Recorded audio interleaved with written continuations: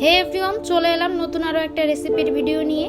আজকের রেসিপি মুগ ডাল এবং মুসুর ডাল একসাথে কিভাবে খুব সহজভাবে রান্না করা যায় সেটাই।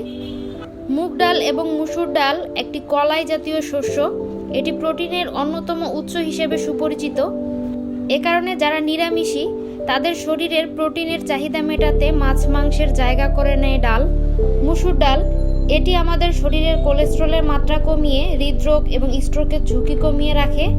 মুসুর ডালের ফাইবারে আরও অনেক উপকারিতা রয়েছে। এটি শরীরের চিনির পরিমাণ কমিয়ে ডায়াবেটিস নিয়ন্ত্রণ করে।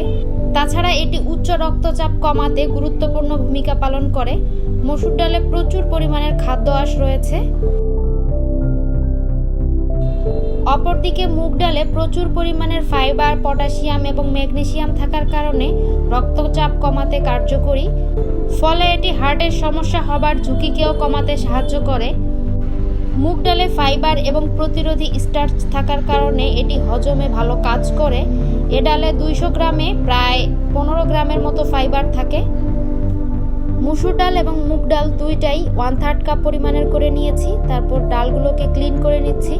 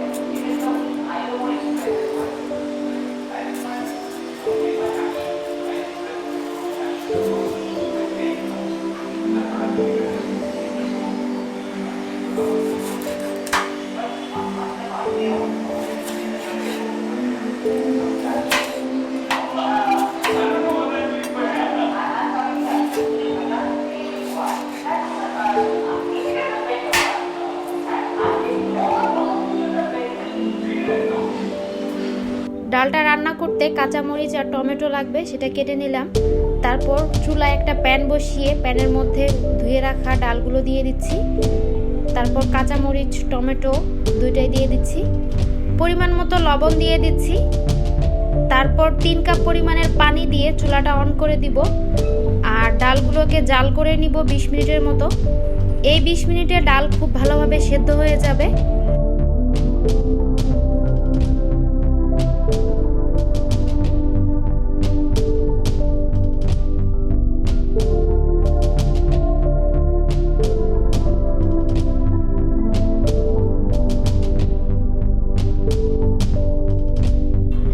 ডালগুলো খুব ভালোভাবে সেদ্ধ হয়ে গেছে।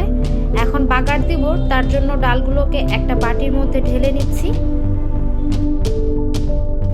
ডালটা ঢেলে নেওয়ার পর রান্নার পাত্রটা ক্লিন করে নিয়ে চুলায় বসিয়ে দিলাম। প্যানটা গরম হয়ে গেলে দিয়ে দিচ্ছি সরিষার তেল 2 টেবিল চামচ। তারপর ফোড়ন দেওয়ার জন্য দিয়ে দিচ্ছি শুকনা মরিচ আর তেজপাতা।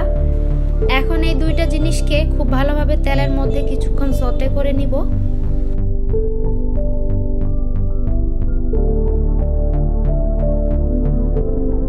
শুকনা মরিচ ভাজা হয়ে গেছে।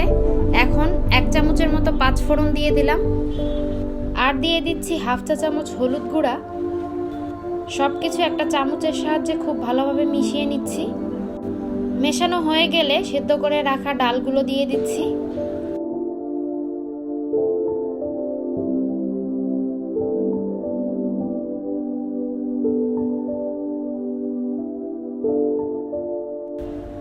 সবকিছু খুব ভালোভাবে মিশিয়ে নিয়ে ডালটাকে চুলায় জাল করে নিব আর 2 মিনিট। 2 মিনিটের বেশি কিন্তু রাখা যাবে না, তাহলে বাগারের গন্ধটা নষ্ট হয়ে যাবে। এতে ডালের টেস্টটাও কমে যাবে।